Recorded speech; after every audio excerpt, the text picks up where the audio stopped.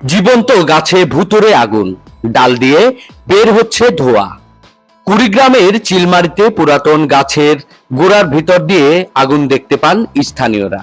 এ সময় উপরের বিভিন্ন ডালের ফুটো দিয়ে ধোঁয়া বের হতে দেখেন তারা। পরে খবর ছড়িয়ে পড়লে ঘটনাস্থলে ভিড় জমান উৎসুক জনতা। 1 জুলাই চিলমারির রমনা স্টেশনে প্রায় 50 বছরের পুরনো ওই শিলকড়াই গাছের ডালপালা দিয়ে ধোঁয়া বের হতে দেখা যায়। জানা যায়, মসজিদে ফজরের নামাজ পড়ে বাড়ি ফেরার সময় দুজন মুসল্লি ওই শিকল কড়াই গাছের ডালপালা দিয়ে ধোঁয়া বের হতে দেখেন। পরে গাছের কাছে গিয়ে দেখতে পান গোড়ার ভিতর আগুন জ্বলছে। এ খবর ছড়িয়ে পড়লে মুহূর্তেই গাছের কাছে এসে ভিড় জমান স্থানীয় উৎসুক জনতা। পরে বেলা 11:30টার দিকে গাছটি ভেঙে পড়লে বিষয়টি আরো স্পষ্ট হয়। চিলমারি রমনা স্টেশন অফিস রুমের দক্ষিণ পাশে অবস্থান শিলকড়াই গাছটির। এই গাছের ছায়ায় সময় কাটান ট্রেনের যাত্রী সহ স্থানীয়রা।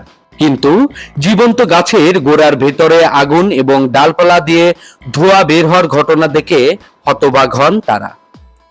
চিলমারি ফায়ার সার্ভিস ও সিভিল ডিফেন্সের টিম লিডার মোহাম্মদ ফারুক হোসেন জানান, ঘটনাটি শোনার পরে সকালে এসে দেখি গাছে আগুন জ্বলছে।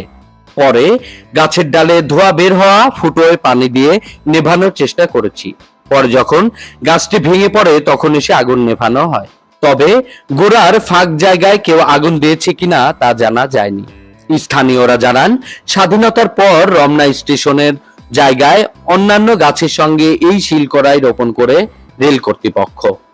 এ বিষয়ে চিলমারি উপজেলা নির্বাহী কর্মকর্তা সবুজ কুমার বসাক জানান, গাছটি রেলওয়ের জায়গায় আছে। খবর পেয়ে আমি সকালে গিয়েছিলাম।